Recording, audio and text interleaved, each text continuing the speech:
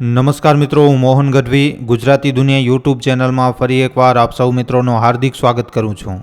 મિત્રો, આપણો ભારત દેશ એક ભૂકંપીય દૃષ્ટિથી ખૂબ જ સંવેદનશીલ દેશ છે, જેમાં વિભિન્ન ભૂકંપીય ક્ષેત્ર રહેલા છે. ભૂકંપની સમસ્યાઓનું આકલન કરતા સમયે આપણને વિશેષ રૂપથી એ ક્ષેત્રો ઉપર ધ્યાન આપવું જોઈએ જે ભૂકંપના પ્રતિ ખૂબ જ વધારે સંવેદનશીલ છે. ભારતના ઉત્તરમાં સ્થિત હિમાલય ક્ષેત્ર જેમ કે જમ્મુ કાશ્મીર, ઉત્તરાખંડ અને હિમાચલ પ્રદેશ ભૂકંપ માટે અત્યાધિક સંવેદનશીલ માનવામાં આવે છે. અહીંયાની ભૂગર્ભીય સંરચના અને ટેક્ટોનિક પ્લેટો અને આની ગતિવિધિ આ ક્ષેત્રને લગાતાર ભૂકંપીય ક્ષેત્ર બનાવે છે. આ ક્ષેત્રને લગાતાર ખતરામાં નાખે છે. આના સિવાય પૂર્વી ભારત, વિશેષ કરીને પશ્ચિમ બંગાળ ખૂબ જ મોટા ભૂકંપના જોખમમાં છે. પાછલા થોડાક દશકોમાં ભારતના ઘણા હિસ્સાઓમાં ભૂકંપના તીવ્ર ઝટકા મહેસૂસ કરવામાં આવ્યા છે, જેમાંથી ઘણા ભૂકંપોએ વ્યાપક ભૌતિક અને માનવહાનિની સાથે સાથે આર્થિક નુકસાન પણ કર્યો છે. ડિસેમ્બર 2024માં મોસમની વિશેષ પરિસ્થિતિઓથી જોડાયેલા ભૂકંપોની સંભાવના ખૂબ જ વધારે છે. આ સમય દરમિયાન ભૂકંપના સંભવિત ઝટકાઓથી લડવા માટે આપણને તૈયાર રહેવું જોઈએ. એ જરૂરી છે કે આપણે ભૂકંપ સુરક્ષા ઉપાયોને અપનાવીએ અને આપણા આસપાસના વાતાવરણમાં આપણે સજગ રહીએ, જેના લીધે કોઈ પણ આપાત સ્થિતિનો સામનો આપણે સારી રીતે કરી શકીએ.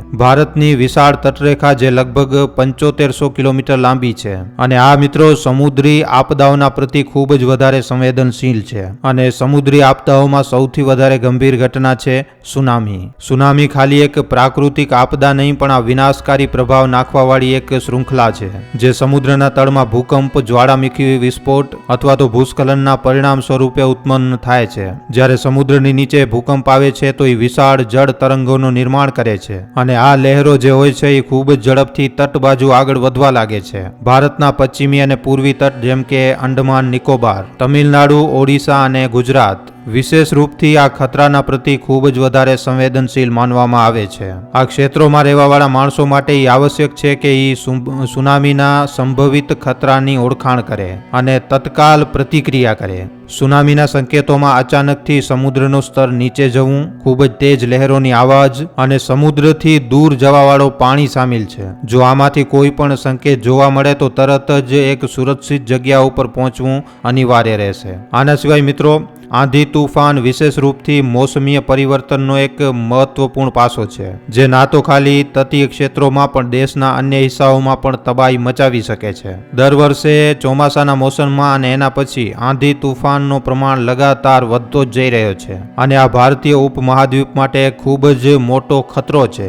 જલવાયુ પરિવર્તનના કારણે મોસમના પેટર્નમાં અપ્રત્યાશિત બદલાવ આવી રહ્યા છે, જે આંધી તૂફાનની તીવ્રતાને અને આવૃત્તિને ખૂબ જ મોટા પાયે વધારી શકે છે આવનારા સમય દરમિયાન. વૈજ્ઞાનિક જણાવે છે કે ઉચ્ચ તાપમાન, સમુદ્ર સ્તરમાં વૃદ્ધિ અને આર્દ્રતાના સ્તરમાં બદલાવ આંધી તૂફાનના ઉત્પત્તિનું કારણ બની શકે છે. આવી રીતે આપદાઓનો પૂર્વ અનુમાન કરવું એક ખૂબ જ મુશ્કેલ કામ છે.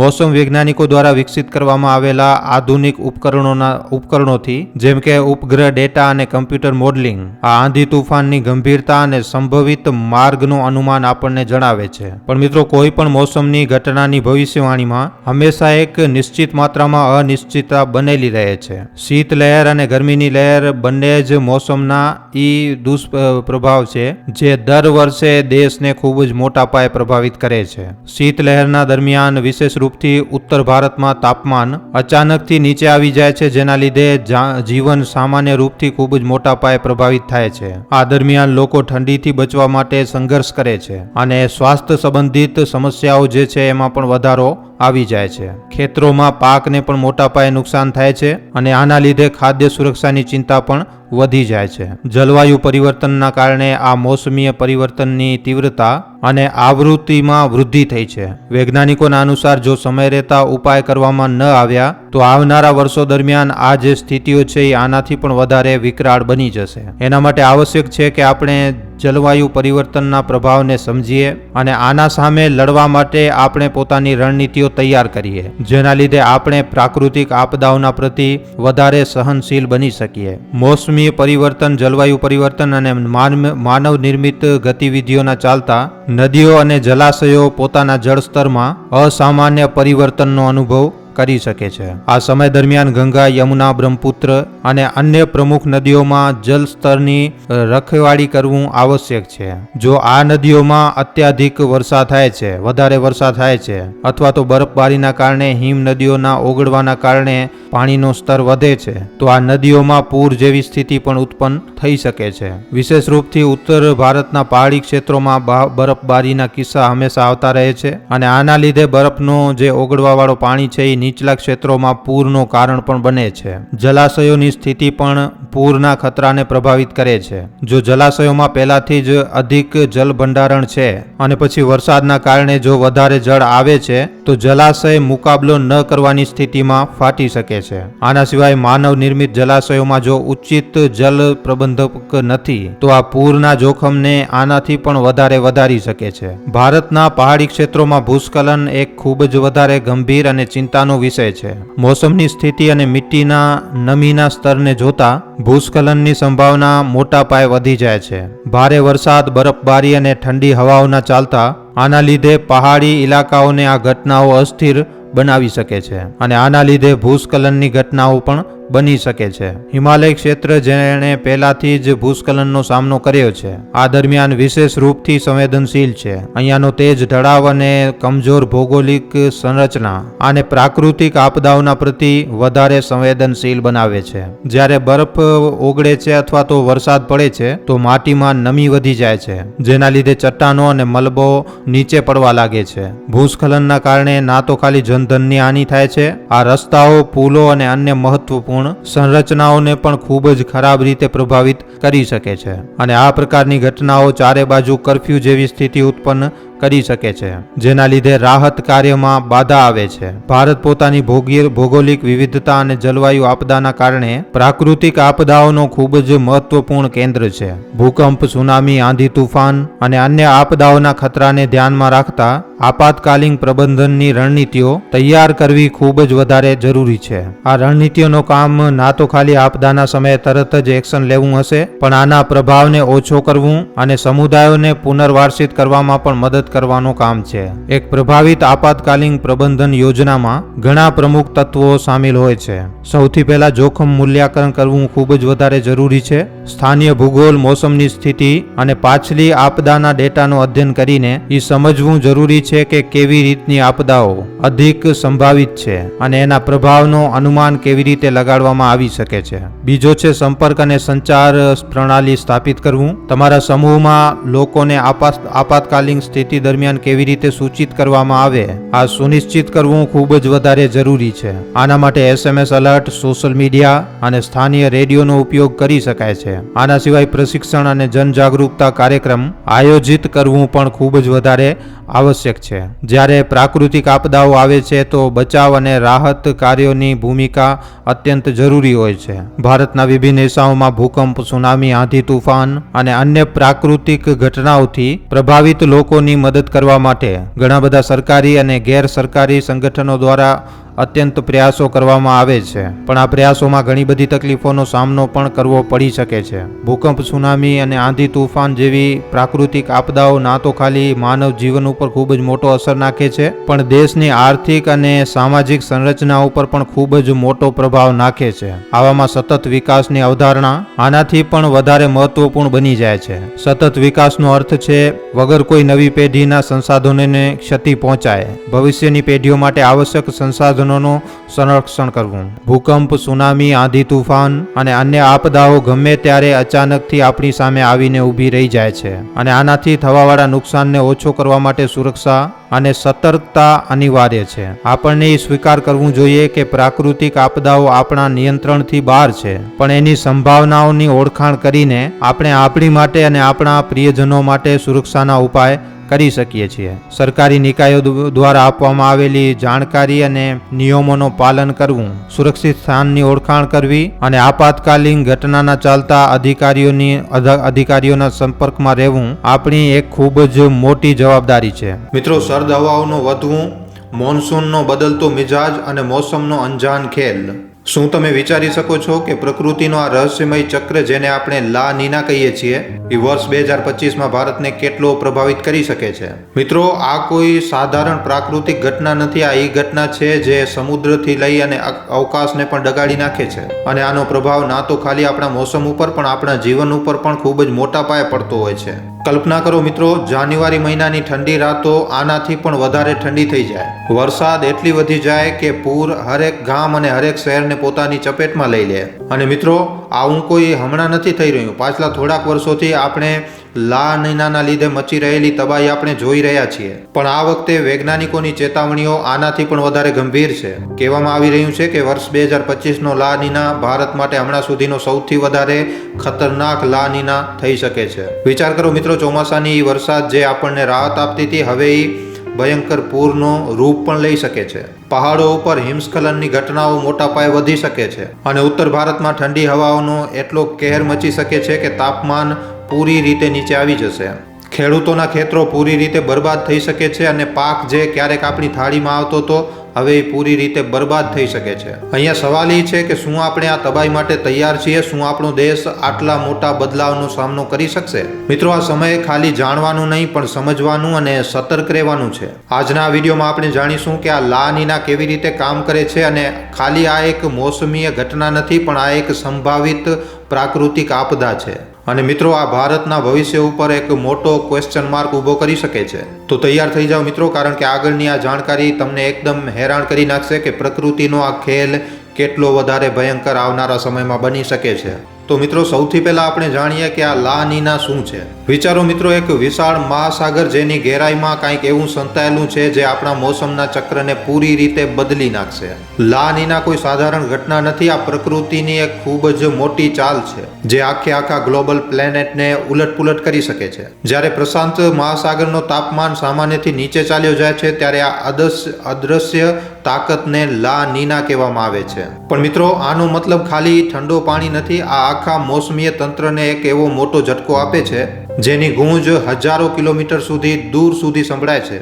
આનું નામ ખૂબ જ નાનો છે, પણ મિત્રો, આનો પ્રભાવ કોઈ દૈત્યથી ઓછો નથી. આ ગ્લોબલ વોર્મિંગ અને ક્લાઇમેટ ચેન્જની ખતરનાક ગુથીઓમાં એક પરત જોડી નાખે છે.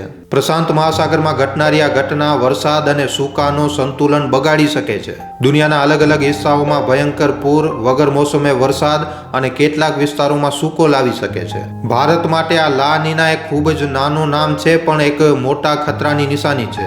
આ ખાલી વરસાદનો ખેલ નથી. આ કિસાનોની આજીવિકા, ફસલોનો ભવિષ્ય અને દેશની આર્થિક સ્થિરતા ઉપર ખૂબ જ મોટો હુમલો કરી શકે છે.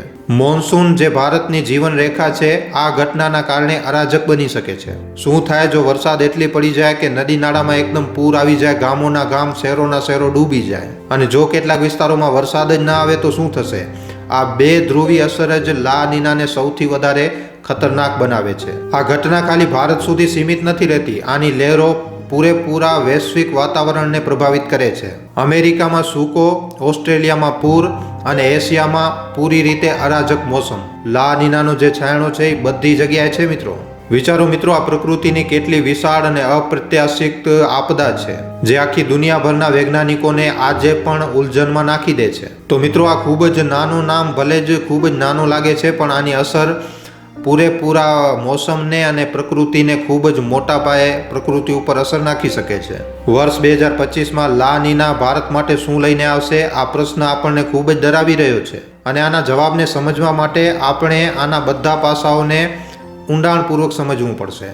સૌથી પહેલા જાણીએ લા નીના અને ભારતનો સંબંધ. ભારતમાં લા નીના કોઈ સાધારણ મોસમીય ઘટના નથી, પણ આ એક પ્રાકૃતિક તાકાત છે જે હરેક ક્ષેત્ર, મોસમ, કૃષિ અને આપણા જીવનને ખૂબ જ મોટા પાયે પ્રભાવિત કરી શકે છે. આ એક ખામોશ તુફાનની જેમ છે જે ધીરે ધીરે આવે છે અને એટલી મોટી મોટી મુસીબતો ઊભી કરી નાખે છે જેની સામે લડવું એકદમ નામુમકિન બની જાય છે.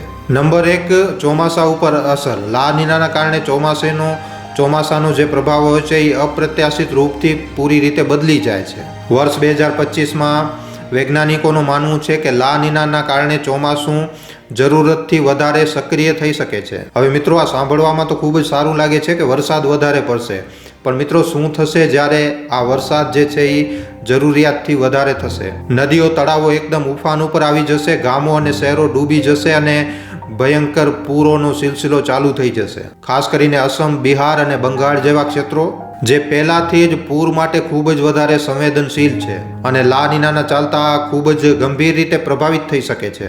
અને મિત્રો વિચારો, જ્યારે આ વરસાદ ખેતરોને એકદમ પૂરી રીતે પાણીમાં ડૂબાડી નાખશે, પાક પૂરી રીતે સડી જશે અને કિસાન પોતાની મહેનતને બરબાદ થતા જોઈને એકદમ નિરાશ થઈ જશે. શું આપણો દેશ આટલા મોટા સંકટ માટે તૈયાર છે? નંબર 2, ઠંડીનો અસર. લા નીનાના કારણે ભારતમાં ઠંડી જે છે એ આનાથી પણ વધારે અસરદાર બની જાય છે. ઉત્તર ભારત જે પહેલાથી જ ખૂબ જ ભયંકર ઠંડી અને બરફીલી હવાઓનો સામનો કરે છે, લા નીનાના કારણે આ એરિયાઓ મિત્રો હાડ થીંજવી નાખે એવી ભયંકર ઠંડીનો સામનો કરી શકે છે.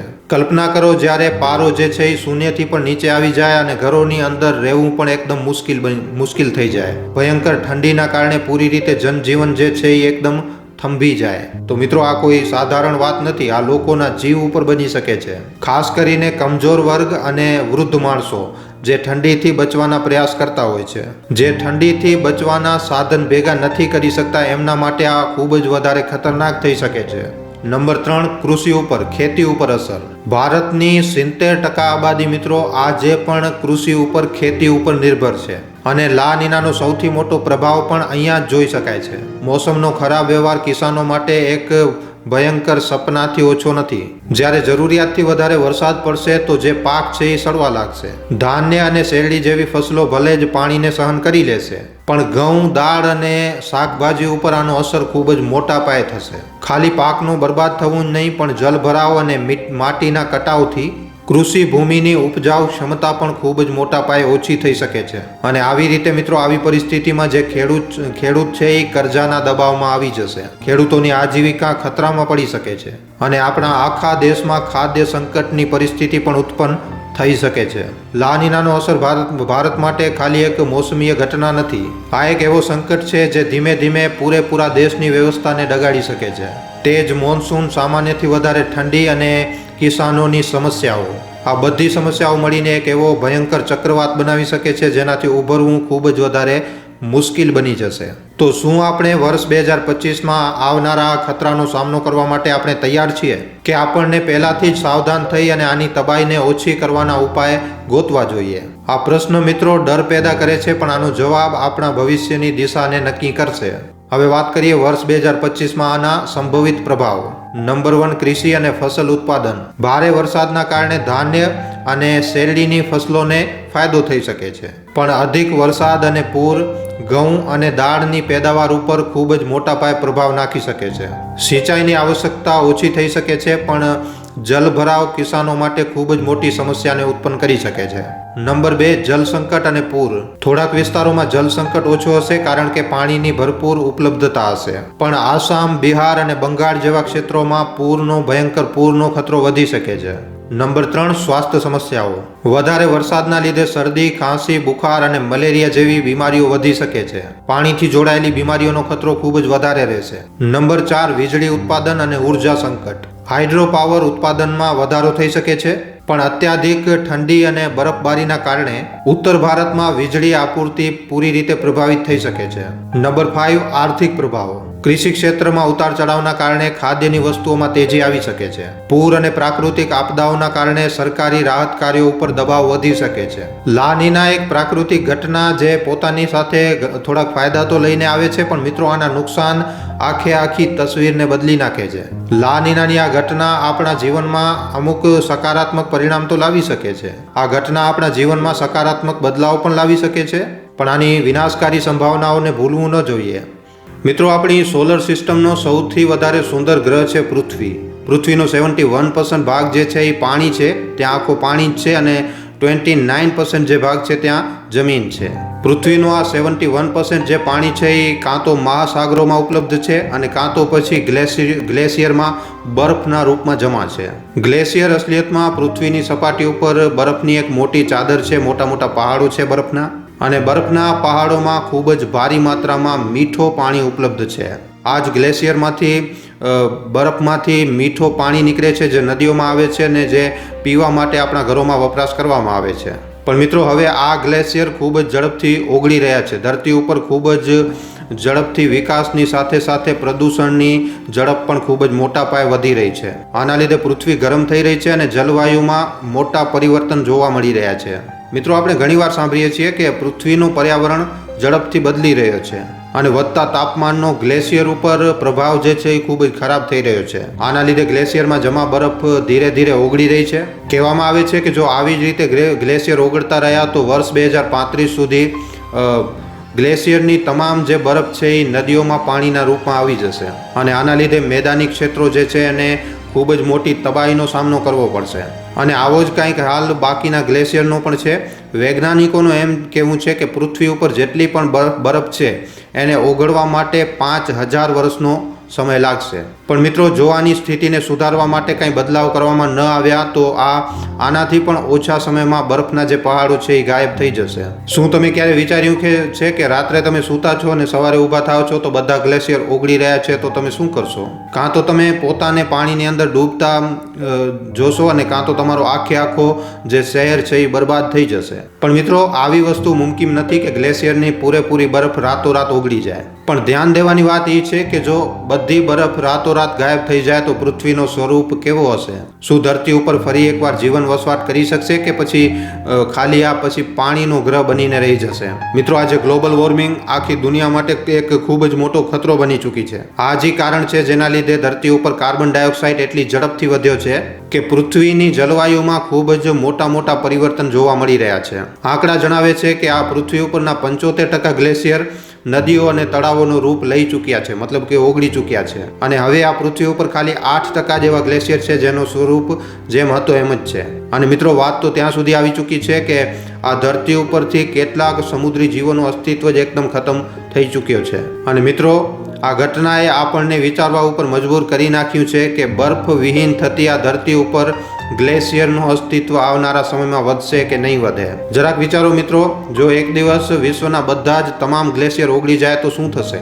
શું બધા જ મહાદ્વીપ પાણીમાં ડૂબી જશે? જો તમે વિચારી રહ્યા છો કે પૃથ્વીનો નાશ થઈ જશે તો આવું કાંઈ નહીં થાય. હા મિત્રો, તમે આ વાતથી સમજી શકો છો. તમે પાણીના ભરેલા એક ગ્લાસમાં બરફના ટુકડા નાખો. શું ગ્લાસમાં બરફના ટુકડા નાખવાથી પાણીની માત્રામાં બદલાવ આવે છે? નહીં. બરફનો ટુકડો ઓગળી જાય છે ત્યારે એ ગ્લાસમાં પાણીનો સ્તર સામાન્ય રહે છે. અને આવું એટલા માટે થાય છે કારણ કે બરફના ટુકડામાં થોડીક હવા પણ હોય છે જે બરફના ઓગળવાની સાથે વાયુમંડળમાં ભાગી જાય છે. જોવામાં આવે તો એક ધરતી વસ્તુ પોતાના વજનના અનુસાર પાણીને ડિસ્પ્લેસ કરે છે અને લગભગ આ જ કારણ છે કે ગ્લાસમાં પાણીની માત્રા જે છે એ લગભગ બરાબર જ રહે છે. પણ મિત્રો, જો આ ગ્લાસમાં 1 ચમચ મીઠો નાખવામાં આવે છે અને પછી જો બરફનો ટુકડો નાખવામાં આવે છે તો પાણીની જે ઊંચાઈ હોય છે એમાં 0.03નો વધારો થાય છે. આનો મતલબ એવો છે કે ઓગળેલો મીઠો પાણી ખારા પાણીની માત્રાને થોડોક વધારે છે. આના લીધે જળસ્તરમાં વૃદ્ધિ આવે છે. પણ જો આપણે જોવામાં આવે તો આ પાણીમાં એક ખૂબ જ નાની વૃદ્ધિ માનવામાં આવે છે. આ સિદ્ધાંતના અનુસાર પૃથ્વીનો 5.1 લાખ વર્ગમીટર એવો છે જે ગ્લેશિયર અને વર્ગની નાની ચાદરથી ઢાંકેલું છે. જો આટલા મોટા ક્ષેત્રની બરફ જે છે એ ઓગળે છે તો મહાસાગરમાં જળનો સ્તર 230 ફૂટ સુધી વધી જશે. જળસ્તરમાં આટલી વૃદ્ધિ ઘણી છે લંડનના ટાવર બ્રિજને ડૂબાડવા માટે. અને કંઈક આવી જ રીતની હાલત બાકી દેશોની ઐતિહાસિક ધરોહર સાથે પણ થશે. શહેરોના શહેરો પાણીમાં ડૂબી જશે. આપણા ભારત દેશની હાલત પણ કંઈક આવી જ થશે. આ પ્રાયરદ્વીપ પૂરી રીતે જલમગ્ન થઈ જશે. ના તો કોઈ મુંબઈ બચશે અને ના તો આપણો ગુજરાત બચશે. બધા જ સાથે 7 કોન્ટિનેન્ટ સુનામીના કારણે જલ સમાધિ લઈ લેશે. ઓસ્ટ્રેલિયાના બધા જ કોસ્ટલ એરિયા પૂરી રીતે નષ્ટ અને બરબાદ થઈ જશે. આની 80% જનસંખ્યા પૂરી રીતે ખતમ થઈ જશે. અને નેધરલેન્ડ જેવા શહેરો આ તબાહીમાં પૂરી રીતે ખતમ થઈ જશે. તટીય ક્ષેત્રોની આસપાસ રહેવાવાળી ઘણી આબાદીની સામે આ કહેર તાંડવ મચાવશે. વૈજ્ઞાનિકોનું કહેવું છે કે આટલા મોટા જીઓલોજીકલ બદલાવના પરિણામ સ્વરૂપ આ આફ્રિકા જેવા દેશોમાં મહાદ્વીપને વધારે કોઈ નુકસાન નહીં પહોંચાડે. પણ આ બદલાવ પછી અત્યાધિક ગરમીવાળી હવાઓ જે વધેલો મહાદ્વીપ હશે ત્યાં માનવ જીવનને વસવા યોગ્ય નહીં છોડે. એવું નથી કે પહાડ અને મહાદ્વીપનું અસ્તિત્વ પૂરી રીતે એકદમ ખતમ થઈ જશે. આ પૂર ભયંકર તબાહી તો મચાવશે પણ ધરતી ઉપરથી માનવ જીવન પૂરી રીતે નષ્ટ નહીં થાય. જે લોકો આ વિનાશકારી ઘટના પછી બચી જશે એમને પછી મિત્રો આ ધરતી ઉપર આનાથી પણ વધારે ખતરનાક વિનાશકારી લડાઈ લડવી પડશે. કારણ કે ગ્લેશિયર અને બરફની મોટી ચાદરના ઓગળ્યા પછી પૃથ્વીની ભૌગોલિક સ્થિતિ પૂરી રીતે બદલી ચૂકી હશે.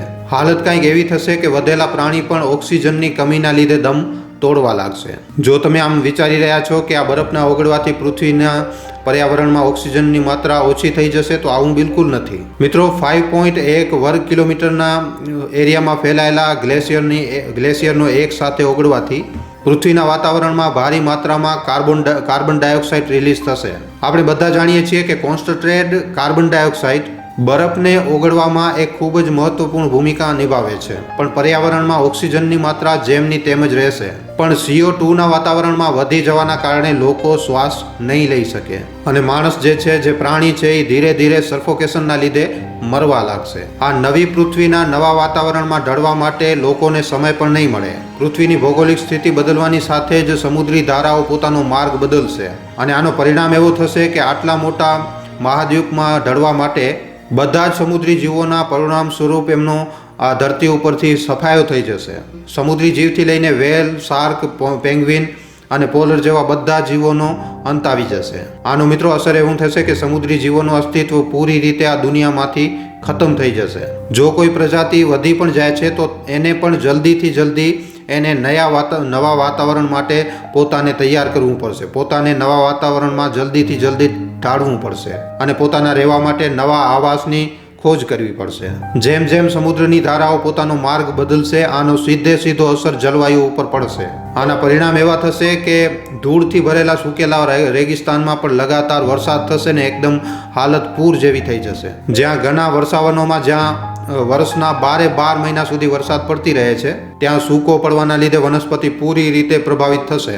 ઝાડવા સૂકવા લાગશે અને ઘણા બધા જાનવર હંમેશા માટે એકદમ આ ધરતી ઉપરથી વિલુપ્ત થઈ જશે. જો ખેતીની વાત કરીએ તો ફસલોથી લહેરાતા ખેતરો કિસાનો માટે એક સપના જેવું રહી જશે. પૃથ્વી ઉપર જે ઉપજાઉ જમીન છે એ પૂરી રીતે બંજર થઈ જશે અને આના લીધે ફૂડ સપ્લાય નહીં થઈ શકે. વૈશ્વિક અકાળની એક સ્થિતિ ઉત્પન્ન થઈ જશે. અસર એવું થશે કે વગર પાણી અને ભોજનના માણસ જીવનનું અસ્તિત્વ ખતરામાં આવી જશે. હવાના પેટર્નમાં પણ ખૂબ જ મોટા પાયે બદલાવ થશે. સૂરજની કિરણોને રોકવા માટે બરફ ખતમ થઈ જવાના લીધે સૂર્ય સમુદ્રમાંથી અધિક ઉર્જાને ખેંચી લેશે, જેના લીધે અવકાશમાં વધારેમાં વધારે વાદળા બનશે. આ વાદળા પહાડી ઇલાકાઓમાં જઈને વરસાદ કરશે અને આના લીધે વધેલો ભૂભાગ પણ પૂરની ચપેટમાં આવી જશે. મહાસાગરોમાં તટીય ઇલાકાઓની હાલત એવી થશે કે દિવસે પ્રતિ દિવસે કોઈને કોઈ સાયક્લોનના કારણે, કોઈને કોઈ વાવાઝોડાના કારણે આ તટ પ્રભાવિત થતા રહેશે. એક ખૂબ જ ઓછી તીવ્રતાવાળો ભૂકંપ પણ આવા તટો ઉપર એવી ભયંકર તબાહી મચાવશે